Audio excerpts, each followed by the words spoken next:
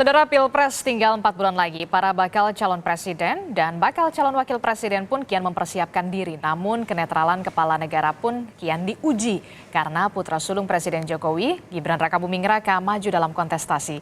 Lalu akankah Presiden Jokowi bisa netral dan dikatakan tidak akan cawe-cawe? Kami bahas di pagi hari ini dengan sejumlah narasumber. Di Sapa Indonesia Pagi sudah ada Direktur Eksekutif Lingkar Madani, Bang Ray Rangkuti, dan juga ada Ketua Bapil Pres Projo, Mas Panel Baru. Selamat pagi, Assalamualaikum Bapak. Waalaikumsalam, selamat pagi. Waalaikumsalam warahmatullahi wabarakatuh. Waalaikumsalam warahmatullahi wabarakatuh ya.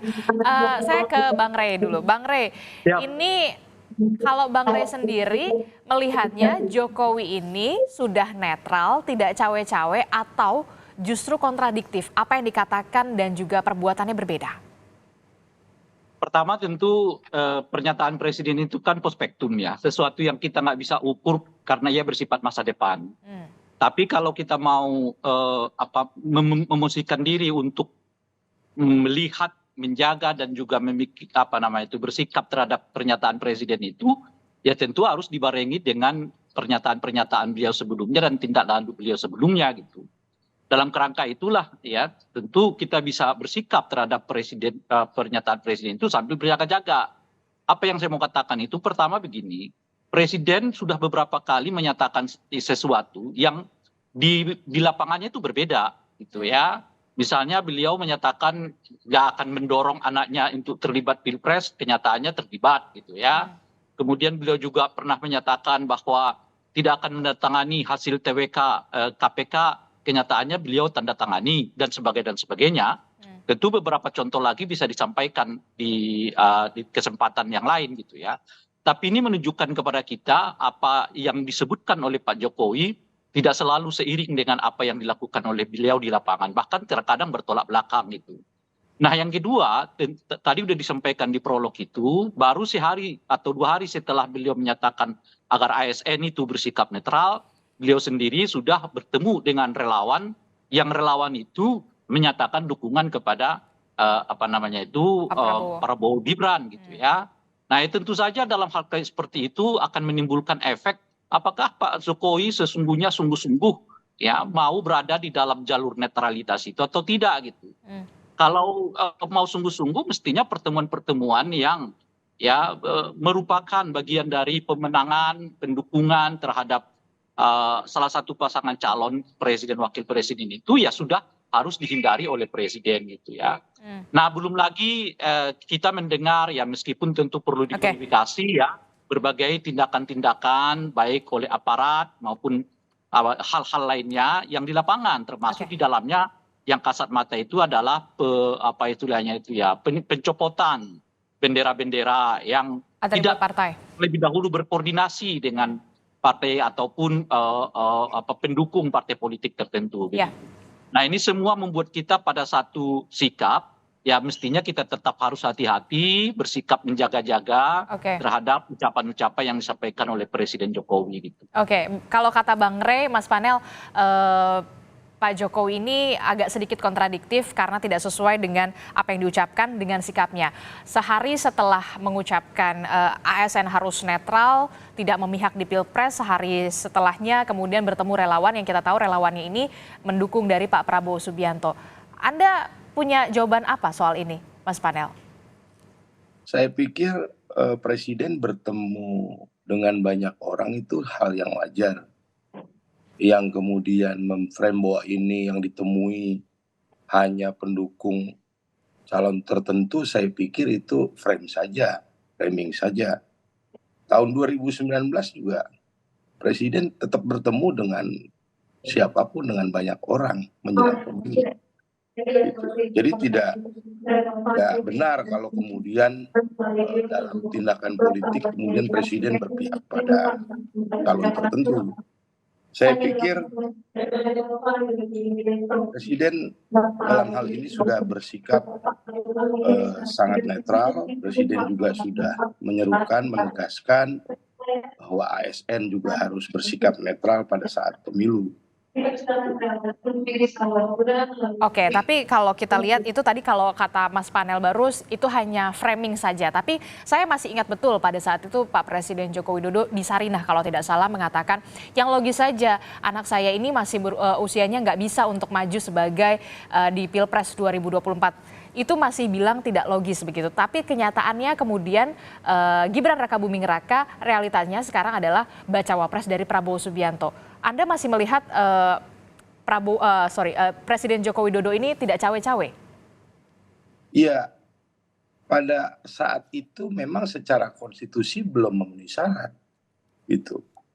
Jadi bedakan konteks waktunya, gitu.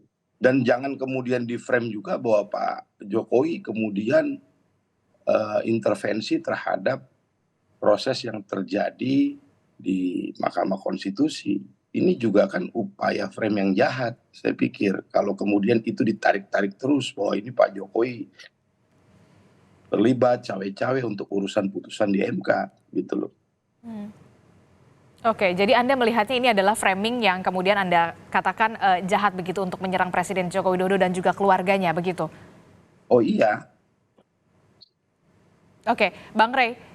Ya. Analisa Anda, betulkah kalau kata Mas Panel ini hanya sekedar framing saja yang kemudian framing untuk menyerang Presiden Joko Widodo dan juga keluarga? Ya framing apa tidak, tapi itulah asosiasi yang muncul. Yang nggak bisa juga disalahkan orang lain itu membuat kesimpulan seperti itu karena ada data-datanya, ada fakta-faktanya. Itu kan tinggal soal siapa mengambil kesimpulan. Kalau Bung Parus mengambil kesimpulan nggak ada itu, ya monggo silakan. Tapi kalau orang melihatnya, ini nggak tepat nih apa yang diucapkan dengan apa yang dilakukan itu dua hal yang berbeda. Ternyata orang membuat kesimpulan yang lain, itu bukan framing. Sama seperti Bung Farus memframing bahwa seolah-olah Pak Jokowi selalu benar. Kan itu situasi yang sama juga dipandang orang bahwa Pak Jokowi itu ada kada benarnya, ada kada juga ternyata nggak sesuai antara ucapan dan tindakan. Nah itulah sekarang makanya perlu presiden itu jaga-jaga diri. Jadi misalnya kalau disebutkan tadi itu kan presiden boleh bertemu siapa saja. Iya, kalau dalam kondisi normal macam-macam presiden dengan siapapun boleh bertemu.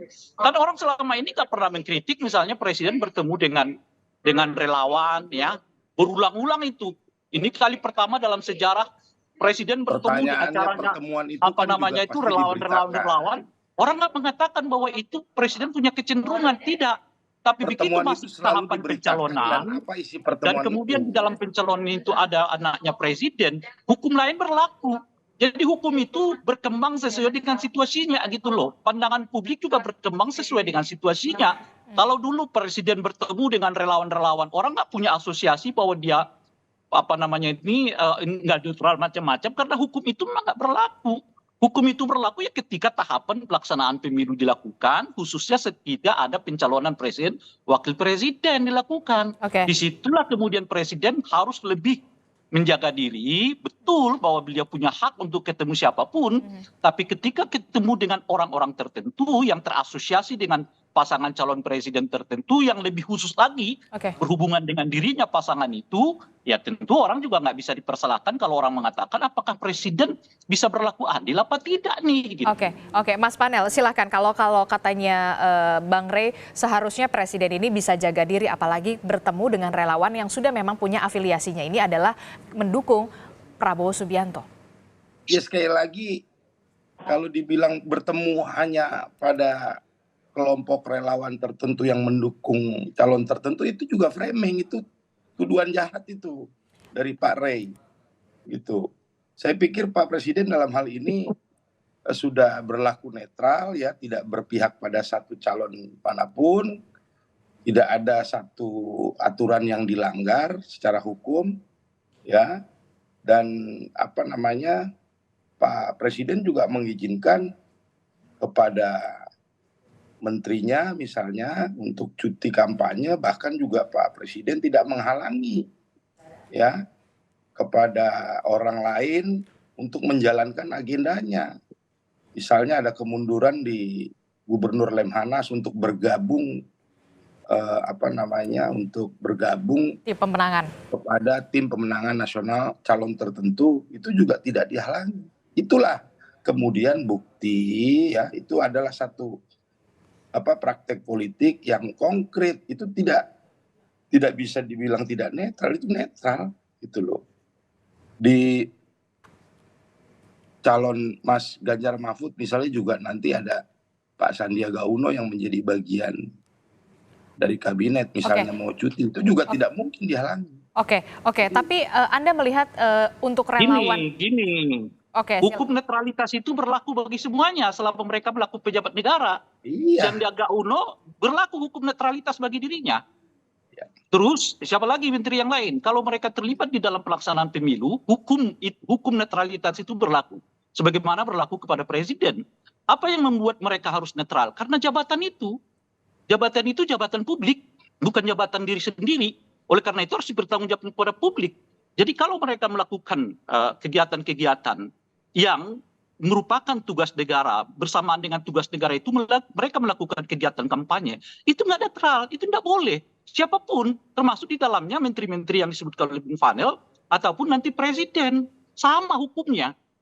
Itu kira-kira itu. Iya, Jadi tidak saya ada mau bedanya. bilang, Oke. saya mau bilang, mau Pak Sandiaga, mau Pak Erick Thohir, Ya. mau siapapun. saya mau bilang Semua bahwa mereka yang terlibat di dalam urusan misalnya ya pengenalan terhadap calon tertentu dalam kapasitas mereka sebagai pejabat negara tidak boleh. Mereka bisa disebut mempergunakan fasilitas negara untuk kampanye. Oke, silahkan Mas Panel tanggapannya. ya makanya saya bilang itu satu bukti bahwa tidak ada upaya menghalangi ini satu bukti netralitas. Gitu loh. Menghalangi dengan netralitas itu hal yang berbeda. Iya. Tidak mendukung calon tertentu. Oke. Menghalangi dengan netralitas itu hal yang berbeda. Oke, baik. Mas Panel, saya ke Mas Panel dulu ya, Bang Rey ya. Oke, Mas Panel, ini kalau saya bertanya untuk relawan, loyalisnya dari Presiden Joko Widodo ini kan ada yang mendukung Ganjar, ada yang kemudian mendukung Pak Prabowo.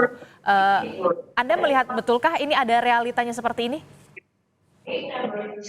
Oh, dari awal kan saya selalu menyampaikan bahwa hak bagi setiap warga negara untuk mendukung siapapun, mendukung calon tertentu siapapun itu hak semua orang, hak semua warga. Aja itu.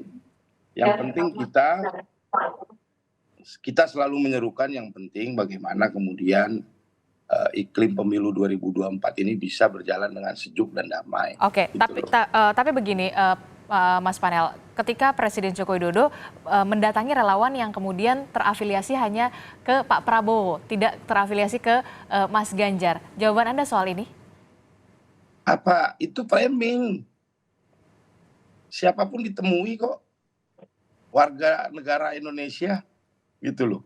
Itu kan bisa-bisanya Bung Rey aja. Wow, ini yang ditemuin hanya ini, yang ditemuin hanya ini. Gitu loh. Isinya kan tuduhan semua itu. Itu dijawab aja Bung Anda melihatnya serangan ini karena alasan apa, Mas Panel? Iya, itu semudah itu kok pertanyaannya, lalu disebut framing. Dijawab aja. Mengapa Presiden hanya bertemu dengan relawan pendukung Pak Prabowo saat itu? Sesederhana itu aja kok. Silakan Mas Panel. Presiden bertemu dengan siapapun. Iya. Presiden boleh bertemu dengan siapapun. Pertanyaannya kenapa hanya bertemu dengan relawan pendukung Pak Prabowo? Itu tuduhannya Bung Rey bahwa Presiden bukan hanya tuduhan, itu pertanyaan Bung Barus. Mendukung calon tertentu, itu tuduhan. Itu pertanyaan. Tahan Bang Rey. Oke, Mas Panel silahkan jawabannya. Ya itu tuduhan Rey. Bahwa Presiden hanya bertemu dengan relawan aja yang mendukung calon tertentu. Oke. Anda melihatnya framing ini menjawab tuduhan. Begini, oke. Anda melihatnya framing ini dibentuk karena alasan apa? Ya ini ingin mendelegitimasi Presiden. Gitu loh. Saya pikir Presiden, saya yakin dia sebagai warga negara memang tetap punya punya hak politik, dan hak politiknya akan digunakan nanti di bilik TPS, tidak lebih dari itu. Gitu loh. Malah yang sebenarnya tidak netral dalam tindakan politik ya kita orang ini, gitu loh. Termasuk Bung Rey ini kan pengamat yang tidak netral juga. Gitu loh. Makanya begini kita jelaskan dulu kepada Bung Barus pengertian dan netralitas kita harus itu. apresiasi itu Presiden mengapa netralitas itu perlu diperbincang. supaya kita Mas nggak Panel. kemana-mana. Apa sih yang disebut dengan netralitas dalam konteks ini? Netralitas itu adalah jabatan seseorang yang mengharuskan dia bersikap netral kepada pelaksanaan pemilu. Itu dulu. Oleh karena itu jangan disebut saya ini nggak netral. Ya memang lo diharuskan netral. Iya. Yang mengharuskan Anda netral itu bukan karena sikap politikmu, bukan karena Saya jabatan yang Anda bilang emban. presiden sudah netral. Gitu loh dan kira-kira kita harus Bung Baru. apresiasi itu. Oleh Oke. karena Kalau kita mereka ini mengemban yang Satu-satu saya tidak bisa bersifat mendengar ini, suara dengan jelas maka karena berdua. apresiasi dulu. presiden yang sudah bersikap netral. Siapa dulu nih? Oke, baik. Nah, Oke. kita akan bahas usai jeda soal bagaimana upaya presiden ini bisa bersikap netral di Pilpres 2024. Salah satunya kita lihat kemarin Presiden Joko Widodo mengundang 3 kandidat bakal capres. Usai jeda, tetaplah bersama kami di Sapa Indonesia Pagi.